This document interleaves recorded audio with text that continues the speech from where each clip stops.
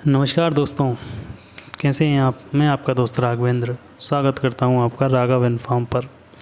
अगर आप मथुरा जाने की प्लानिंग बना रहे हैं और आपको पता नहीं है कि वहाँ कहाँ कहाँ जाना है, कैसे जाना है, कितना खर्च आएगा, कम बजट होते हुए भी यात्रा कैसे पूरी की जाए, तो आप राघव इन्फॉर्म पर बने रहें। यहाँ मैं आपको यही सब जानकारी देने वाला हूँ कि आप कैसे 1000 रुपये से भी कम के बजट में मथुरा, गोवर्धन, बरसाना, वृंदावन और भी आसपास की जो जगह हैं वो पूरी घूम सकते हैं। मैं 1000 रुपये इसलिए बता रहा हूँ कि इतने पैसों में मैं स्वयं घूम कर आया हूँ। बस आपको तरीका पता होना चाहिए कि वहाँ कहाँ कहाँ जाना है, कैसे जाना है, ऑटो बसों वालों को कैसे मैनेज करना है आदि। अगर आप ये सब जानना चाहते हैं तो चैनल पर बने रहें। चलिए अपन शुरू करते हैं। आप जहाँ से भी आपकी यात्रा प्रारंभ कर रहे हैं, आप सबसे पहले मथुरा जंक्शन ही उतरेंगे। और हाँ, टिकट बुक करते समय इस बात का आप विशेष ध्यान रखें कि ऐसी ट्रेन का टिकट बुक करें जो रात 8 बजे से 11 बजे के बीच आपको मथुरा जंक्शन उतारे, क्योंकि परिक्रमा रात को ही सही हो पाती है। दिन के समय धूप गर्मी के कारण परिक्रमा देने में बहुत परेशानी होगी और आगे का प्लान भी सही नहीं बन पाएगा। इसलिए जो प्लानिंग के साथ हम गए थे वही आपको बता रहा हूँ। अगर ट्रेन टिकट बुक करने में कोई समस्या है तो आप जाकर मेरा पुराना वीडियो देख सकते हैं। मैंने इस पर ऑलरेडी वीडियो बनाया हुआ है। मथुरा उतरने के बाद आपको बिना समय गंवाए स्टेशन से बाहर आना है। बाहर आपको ऑटो एवं बसें लगी हुई मिल जाएंगी। ऑटो का किराया लगभग 50-60 रुपये होगा और बस का किराया 30 रुपये होगा। आपको जो सूटेबल हो आप वैसा कर सकते हैं। सबसे महत्वपूर्ण एवं सबसे कठिन कार्य यहाँ पर यही है, इसको सबसे पहले पूर्ण कर लें। अगर आप रात को 1 बजे भी गोवर्धन परिक्रमा मार्ग पर पहुंच जाते हैं तो सुबह 5-6 बजे तक आपकी ठंडाई में परिक्रमा पूर्ण हो जाएगी। अगर आप गलत समय पर पहुंचते हैं तो दिन के समय गर्मी के कारण आपकी हालत ख़राब हो जाएगी और आपको ऑटो से या ई रिक्शा से ही परिक्रमा पूर्ण करनी होगी। इसलिए मैं कह रहा हूं कि रात को ये ध्यान रखें कि करीब 12-1 के समथिंग हर हालत में परिक्रमा मार्ग पर पहुँच जाएँ, परिक्रमा स्टार्ट करें। गोवर्धन उतरने के बाद आप परिक्रमा मार्ग पर पहुँचें।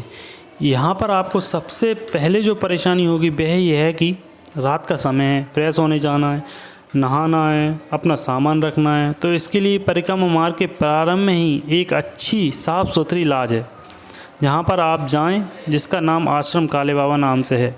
यहाँ पर आपको अच्छी साफ़ सुथरी व्यवस्था मिल जाएगी। आप यहीं पर नहा धोकर फ्रेश हो लें एवं अपना सारा सामान जो भी आप लाए हैं यहीं पर जमा कराकर रसीद प्राप्त कर लें। इनकी टोटल फ़ीस लगभग 30-40 रुपये रहेगी। ये लॉज बिल्कुल परिक्रमा मार्ग से लगी हुई है, इसलिए आपको ज़्यादा इधर उधर नहीं भटकना पड़ेगा। अब परिक्रमा चालू होती है। आप कंप्लीट होने के बाद लॉज से बाहर आएँ। पास में ही आपको गोवर्धन जी का मंदिर दिखेगा। यहाँ पर दूध चढ़ाने के बाद अपनी परिक्रमा प्रारंभ करें।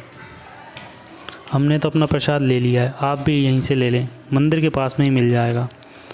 और मंदिर के आसपास बहुत सारी दुकानें हैं, आप चाहें तो कुछ खा पी लें, यहाँ पे अभी एंजॉय करते हुए जाएं। ये जो मंदिर है, मंदिर की गेट पे ही ये दुकान है, ये देखिए। यहीं से आप दूध प्रसाद जो भी आप लेना चाहें वो ले लें। और चलिए मंदिर के अंदर चलते हैं। मंदिर के अंदर चल के देखते हैं कैसा क्या माहौल है। ये यहाँ से मंदिर का प्रवेश द्वार है। ये पास में ही गोवर्धन जी की एक आकृति मिलेगी, वहाँ पे आप दूध चढ़ा दीजिए और अंदर जो भी मंदिर हैं उनको प्रणाम करके कि हम जिस भी मनोकामना से आए हैं, जो भी आपकी मन्नत हो मांग कर और अपनी यात्रा प्रारंभ करें। देखिए काफ़ी भीड़ रहती है यहाँ पे, 12 महीने 24 घंटे काफ़ी भीड़ रहती है, ये देखिए। लेकिन यहाँ पे एक चीज़ ज़रूर है, मंदिर में जाने से इतना आनंद की अनुभूति होती है, इतना सुकून मिलता है, इसका कोई जवाब नहीं। यहाँ पे अंदर गोवर्धन जी के मंदिर के आसपास काफ़ी सारे अंदर मंदिर बने हुए हैं। यहाँ पे शंकर जी की भी एक लिंग स्थापित है और राधा कृष्ण जी भी बने हुए हैं, ये देखिए सामने। अच्छा लगता है यहाँ पे। आप चाहें तो थोड़ी बहुत देर बैठ जाएं, लेकिन ज़्यादा लेट ना हो। मेरा कहना ये है जितने जल्दी हो सके रात के समय परिक्रमा पूर्ण कर लें, और सुबह फिर जो है आप बरसाना या फिर जहाँ भी जाना चाहिए। ये देखिए मंदिर के अंदर ही राधा कृष्ण जी का एक मंदिर और बना हुआ है। देखिए क्या खूबसूरत मंदिर है, लाजवाब, बहुत शानदार लगता है। यहाँ पे एक अलग ही सुकून सा मिलता है, अलग ही अनुभूति होती है। ये देखिए श्री राधा कृष्ण मंदिर, आपका भी मन प्रसन्न हो जाएगा। आप भी, अब क्या कहूँ, शब्द नहीं मेरे पास। चलिए मंदिर के दर्शन करने के बाद परिक्रमा प्रारंभ करते हैं। अब ये अपनी परिक्रमा प्रारंभ होती है। कई लोग यहाँ पे पिंड देकर, अलग अलग जिनकी जैसी मन्नतें रहती हैं वो इस हिसाब से देते हैं। कुछ 5 पिंड देकर स्टार्ट कर देते हैं, कुछ पूरी परिक्रमा में ही पिंड देते हैं, कुछ भजन गाते हुए कीर्तन करते हुए जाते हैं। अपनी अपनी श्रद्धा के हिसाब से सब लोग अपना अपना काम करते हैं। आप जैसे ही आपकी परिक्रमा स्टार्ट करेंगे, रास्ते में आपको हज़ारों लोग राधा कृष्ण जी के जयकारों के साथ मिलेंगे। कोई पिंड भरता हुआ, कोई गाजे वाजे के साथ। रास्ते में अनेकों बंदर मिलेंगे जिन्हें आप अपनी श्रद्धा अनुसार कुछ खिला पिला भी सकते हैं। ये देखिए कुछ लोग पिंड भरते हुए जा रहे हैं, कुछ जयकार आएंगे, कुछ लोग जयकारे करते हुए जा रहे हैं। ये गोवर्धन जी की आकृति बनी हुई है। ये देखिए रास्ते में जो भी चीज़ें आती रही मैं आपको बताता। रात का समय, बंदर मामा की बेड़ पे ही नींद लग गई क्या आराम से सो रहा है। यहाँ पे मथुरा ये परिक्रमा मार्ग पर बहुत सारे बंदर मिलते हैं, जगह जगह आपको बंदर ही बंदर मिलेंगे। ये देखिए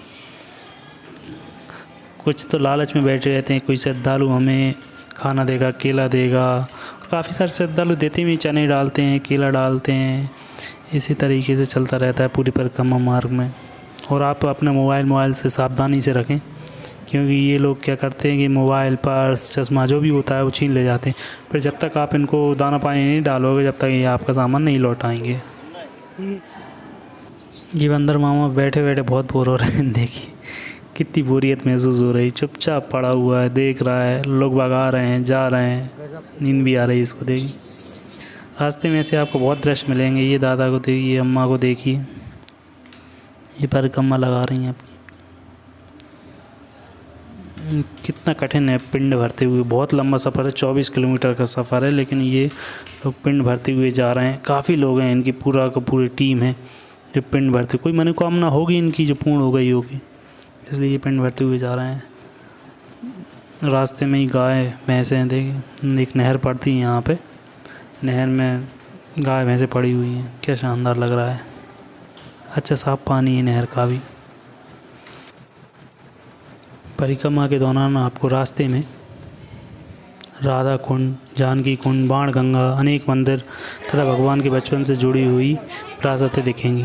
देखते ही देखते 24 जाएगा, आपको पता ही नहीं चलेगा। अभी अपन ये राधा कुंड पर आ गए हैं। देखिए राधा कुंड, यहाँ पर बताया जाता है कि राधा रानी स्नान किया करती थी। भगवान ने यहाँ पे सभी जो भारत में जितनी नदियाँ मिलती हैं, सभी पवित्र नदियों का जल ला के यहाँ पे छोड़ा गया था, इसलिए इस जल को बहुत पवित्र माना जाता है। लोग आज इसको भर के भी अपने अपने घर ले जाते हैं और यहाँ पे आके पूजा अर्चना करते हैं। देखिए ये जो परिक्रमा मार्ग में ही एक कुआं है। बताते हैं इस कुएँ पे लिखा हुआ है कि बचपन में भगवान यहाँ से ही अपना पानी पिया करते थे, इसी कुएँ से अगर वो पानी पिया करते थे, और इस कुएँ की परिक्रमा करने का भी लिखा हुआ है। चलिए अपनी परिक्रमा पूर्ण करते हैं इसी की। लेकिन इस कुएँ में हमने झाँक कर देखा, हालत बहुत ख़राब है, अभी बिल्कुल भी साफ़ सफाई का ध्यान नहीं रखा है। ऊपर से तो बढ़िया लग रहा है, टाइल्स वाल्स लगा दिए गए, लेकिन अंदर कुएँ का पानी बहुत ख़राब हो चुका है।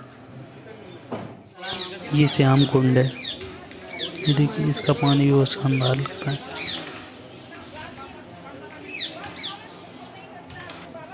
रास्ते में आपको जगह जगह बोर्ड मिल जाएंगे जो आपको बताते रहेंगे आप कहाँ जाना है, आगे क्या क्या है। कुसुम सरोवर, नारद कुंड, बस स्टैंड, मानसी गंगा, धन घाटी, सब है।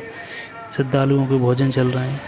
कई लोग यहाँ पे क्या करते हैं कि जो आने वाले श्रद्धालु रहते हैं उनको भोजन कराते हैं। अगर आपको भोजन करना हो तो आप भोजन भी कर सकते हैं। वैसे ये लोग तो वो बैठे हुए हैं जो साधु महात्माएं रहते हैं, वो लोग भी भोजन कर रहे हैं। लेकिन कई जगह ऐसा भी लंगर चलता है कि जैसे कोई श्रद्धालु आता है, वो खाना पीना चाहता है तो वो भी खा पी सकता है। अब हम अपने सफ़र के मानसी गंगा पे आ गए हैं। ये देखिए, यहाँ पे कई लोग श्रद्धालु नहाते हैं, स्नान करते हैं, इसके बाद उनकी परिक्रमा पूर्ण होती है। यहाँ पे नहाने वहाने की अच्छी सुविधा है, आप कोई नहाना चाहें तो नहा भी सकते हैं। परिक्रमा पूर्ण होने के बाद आपको अपनी लाज में ही आना है। यहाँ पर हाथ मुंह धोने के बाद कुछ नाश्ता पानी कर लीजिए एवं अपना अपना सामान लेकर अपनी अपनी टाइमिंग के हिसाब से या तो वृंदावन जाइए या बरसाना जाइए। मैं सब जाता हूँ कैसे, ऐसा इसलिए क्योंकि देखिए, अगर आप 7-8 बजे तक परिक्रमा से फ्री हो जाते हैं तो आप वृंदावन जाइए। अगर आप इससे लेट होते हैं तो आप बरसाना जाइए, क्योंकि अगर आप लेट फ्री होते हैं तो वृंदावन पहुंचने में समय लगेगा। बरसाना में ऐसा है कि दिन के 1 बजे की लगभग आरती होती। वहाँ आप अगर आपकी गोवर्धन से 10 बजे भी निकलते हैं तो आराम से 12-1 बजे के लगभग पहुँच जाएंगे। गोवर्धन से बरसाना जाने के लिए ऑटो वाले ने हमसे 30 रुपये लिए थे। बरसाना पहुंचने के बाद आपको सीधे मंदिर पे जाना है। देखिए, मैं मंदिर दिखाता हूँ। ये मंदिर बना हुआ है बरसाना माता राधा रानी का। मंदिर पहाड़ी पर बना हुआ है और पहुंचने के 2 रास्ते हैं, एक ऑटो से, दूसरा पैदल सीढ़ियों से। मेरा मानना है कि आप सीढ़ियों से जाइए, लगभग 200 सीढ़ियाँ रहेंगी। ऑटो वाले भी 10 रुपये में आपको दूसरे द्वार से ले जाएंगे। वहाँ से थोड़ी कम चढ़ाई रहेगी, लेकिन कोई मतलब नहीं, आप तो पैदल यात्रा एंजॉय करते हुए जाइए, सीढ़ियों का आनंद लेते हुए ही जाइए। देखिए, यह शानदार 200 सीढ़ियाँ हैं, ज़रा में सफ़र हो जाता है, कोई पता नहीं पड़ता। ऑटो वाला आपको उस तरफ से घुमा के ले जाएगा, कोई मतलब नहीं है, आप पैदल जाइए गलियाँ देखते हुए। या रास्ते में कुछ दुकानें मिलेंगी, कुछ शॉपिंग वॉपिंग करना है शॉपिंग कर लीजिए। जो भी प्रसाद लेना चाहते हैं वो ले लीजिए। आप चाहें तो ऊपर से भी ले लें, ऊपर भी मिल जाता है, ऐसी कोई बात नहीं। दुकान वाले कहेंगे यहीं से ले जाओ, ऊपर नहीं मिलेगा, ये वो फलान टिके, ऐसा कुछ नहीं, ऊपर भी मिलता है, नीचे भी मिलता है, आप जहाँ से चाहें ले सकते हैं। ये मंदिर के प्रवेश द्वार पर आ गए। ये देखिए, पहाड़ी के ऊपर बना हुआ। हम गए थे जब काफ़ी धूप थी, उस समय गर्मी भी काफ़ी थी और एकदम तपतपा हो रहा, पूरी तरीके से तप रहे थे पत्थर, लेकिन एंजॉय बहुत। बरसाना पहुंचने के बाद आपको जो अनुभव होगा वह आपकी सारी थकान मिटा देगा। आपको अलग ही एहसास होगा। 12-1 बजे के लगभग आरती होती है, उसमें सम्मिलित होइए, माता रानी के दर्शन कीजिए। वहाँ श्रद्धालुओं की भीड़ हमेशा बनी रहती है। ये देखिए, क्या शानदार नज़ारा है, क्या भीड़ है वहाँ पे। अभी तो माता रानी का पट खुला नहीं है, जब तक मैं आपको थोड़े बाहर के दर्शन ही करा दूँ। देखिए बाहर से नज़ारा कैसे दिखता है। पहले अंदर की पब्लिक को देखिए, इसके बाद अपन बाहर चलेंगे। बाहर टेरेस से देखते हैं कैसा क्या नज़ारा रहता है यहाँ का। बहुत ही खूबसूरत शहर दिखता है बाहर से देखने पर। चलिए चलते हैं बाहर। ये देखिए बाहर शानदार नज़ारे। कुछ ऐसा लगता है जैसे कि वैष्णो देवी की पहाड़ी से देख रहे हो। वैष्णो देवी की पहाड़ी से भी इस तरीके की यात्रा, इस तरीके का दृश्य दिखता है। वहाँ की शूटिंग भी मैंने की है। अगर वो देखना चाहें तो चैनल को सब्सक्राइब करके रखें। कुछ दिन बाद में उसकी यात्रा, उसकी पूरी जानकारी भी इसी चैनल पर दूंगा। आप चाहें देख लें, समझ लें, और इसके बाद जाना चाहें तो आपकी यात्रा भी कर सकते हैं वहाँ की भी आप। ये देखिए मंदिर का दृश्य देखिए।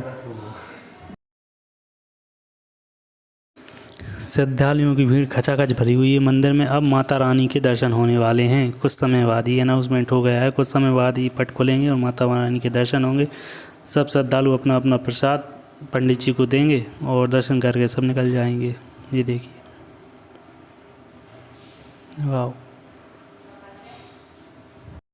हॉल खचाखच है पूरी भीड़ से। लगता बहुत अच्छा है। मतलब इतनी ऊपर आने के बाद भी गर्मी का एहसास नहीं हो रहा है। अंदर पूरी थकान जो थी वो सब मिट चुकी है। अब तो ऐसा लग रहा है कि इस पल दर्शन हो जाए बस। चलिए पट खुलने वाले हैं, आपको दर्शन कराते हैं। माता रानी 2-5 मिनट और लगेंगे, खुल जाएंगे 2-5 मिनट। दर्शन होने के बाद आपकी यात्रा की तीसरी स्टेप शुरू होती है। यहाँ से आपको बरसाना से वृंदावन जाना है। जहां आपको बांके बिहारी जी, प्रेम मंदिर, इस्कॉन मंदिर, पागल बाबा मंदिर आदि के दर्शन होंगे। बरसाना से वृंदावन के लिए एसी बस चलती हैं, जिनका किराया लगभग 60 से 70 रुपये के बीच में है। इनमें आप इनसे सीधे वृंदावन उतरिए, जिसमें आपको 1 से 2 घंटा लग सकता है। वृंदावन पहुंचने के बाद आप गर्मी से कारण बेहाल हो चुके होंगे और भूख भी लग रही हो, तो अच्छा है आसपास अच्छी सी जगह देखकर नहा धोकर फ्रेश हो जाइए और कुछ खा पी लीजिए। बांके बिहारी जी का मंदिर शाम 5 बजे बाद ही खुलता है। मंदिर के लिए 10 रुपये में आपको ई रिक्शा मिल जाएगा। वहाँ बांके बिहारी जी के दर्शन करें, यहाँ यकीन माने आपको एक अलग ही सुकून और आनंद मिलेगा, आपकी सारी थकान मिट जाएगी। चलिए हम तो बांके बिहारी जी के दर्शन के लिए निकल पड़े हैं। ये रास्ता बांके बिहारी की तरफ ही जाता है, चलिए वहीं दर्शन करने चलते हैं।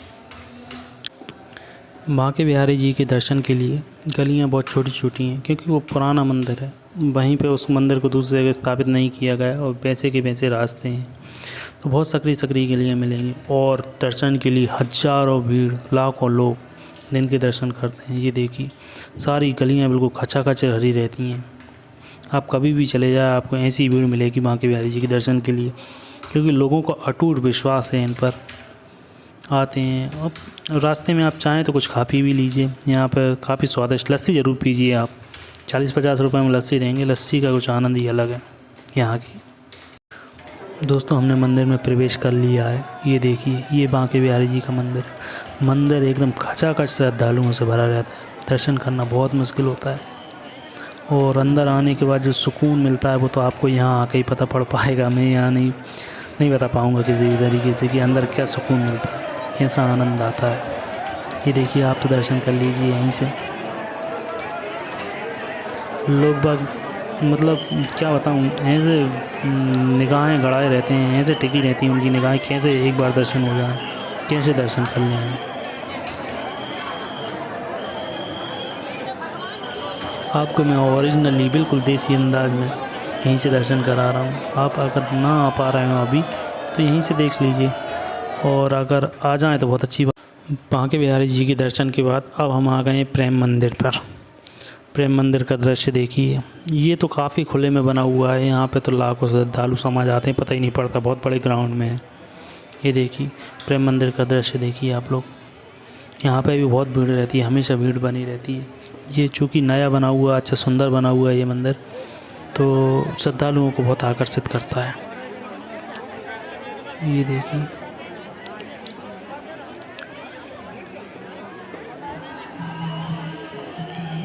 ये सारे नज़ारे प्रेम मंदिर के ही हैं। प्रेम मंदिर पे आपको तरह तरह की झांकियाँ, तरह तरह के क्या बोलते हैं टेक्नोलॉजी से यूज़ की हुई। दे देखिए पानी पे क्या शानदार टेक्नोलॉजी उकेरी है। पंडित जी के भजन चल रहे हैं और लगे हुए हैं। अब आगे देखिए एक झांकी बनाई हुई है, बहुत बड़ी झांकी बनाई हुई है। ये देखिए झांकी क्या शानदार झांकी है। ये पूतना जैसे बोलते हैं, कृष्ण भगवान की कहानियों में जिसका जिक्र आता है, ये उन्हीं की झांकी बनी हुई है। उनके पेट पर कृष्ण भगवान बैठे हुए हैं। ये राधा रानी की अटकेली हैं जो बचपन में वो खेला करते थे, कृष्ण भगवान, राधा रानी, गोपाल, सभी लोग, उनकी झांकियाँ बनी हुई हैं। इसके बाद आपको इस्कॉन मंदिर, अंग्रेज मंदिर जाना हो तो आप वहाँ भी जा सकते हैं, पास में ही हैं सभी मंदिर। हमारे पास टाइम कम था इसलिए हम वहाँ पे नहीं जा पाए। आप जाना चाहें तो जा सकते हैं। हम अब सीधे निकल रहे हैं मथुरा के लिए। दर्शन करने के बाद आपको सीधे मथुरा आ जाना है। यहाँ पर भगवान श्री कृष्ण की जन्मस्थली है। अब देखना ये है कि अगर आपके पास पर्याप्त समय है तो आप मथुरा में ही विश्राम कर लीजिए। सो फर्स्ट क्लास अच्छे मूड में दर्शन हो जाएंगे। अगर आपके पास समय नहीं है तो आप सीधे वृंदावन से जन्मस्थली उतरिए। यहाँ आपसे वृंदावन से जन्मस्थली के ऑटो वाले 50 रुपये ले लेगा। आप शाम को ही जन्मस्थली के दर्शन कीजिए। यहाँ पर जन्मस्थली के आसपास अच्छी खासी दुकानें लगी रहती हैं, अच्छा खासा बाज़ार भरा रहता है। आप चाहें तो कुछ ख़रीदारी भी कर सकते हैं। यहाँ मोबाइल ले जाना अलाउ नहीं है। इस मंदिर में मोबाइल सब बाहर ही रख लेते हैं वो। ये इस मंदिर में सिक्योरिटी बहुत रहती है क्योंकि मंदिर मस्जिद वाला मामला हो जाता है। आप दर्शन कीजिए, कोई दिक्कत नहीं है। दर्शन होने के बाद आपको ट्रेन टाइमिंग के हिसाब से सीधे स्टेशन के लिए बैठना है। 10-20 रुपये में आपको कोई भी ऑटो वाला आराम से स्टेशन पहुंचा देगा। आपकी जो भी ट्रेन है उससे आप सीधे आपके घर पहुंचेंगे। तो यह थे अपने मथुरा, वृंदावन, गोवर्धन, बरसाना के दर्शन। आप अपना हिसाब जोड़ते हैं कि टोटल कितना खर्च हो गया। देखिए मैं समझाता हूँ। सबसे पहले मथुरा से गोवर्धन बस का किराया दिया अपन ने 30 रुपये। गोवर्धन में लॉज का किराया, सामान रखने और फ्रेश होने के लिए 40 रुपये दिए थे, लगभग 40 या 30-40 रुपये थे, मैं 40 जोड़ के चल रहा हूँ। सुबह सुबह परिक्रमा पूर्ण होने के बाद चाय पानी नाश्ता का खर्च 50 रुपये हो ही गया होगा। इसके बाद वहीं से आपको बरसाना के लिए ऑटो का किराया दिया होगा आपने 30 रुपये के लगभग।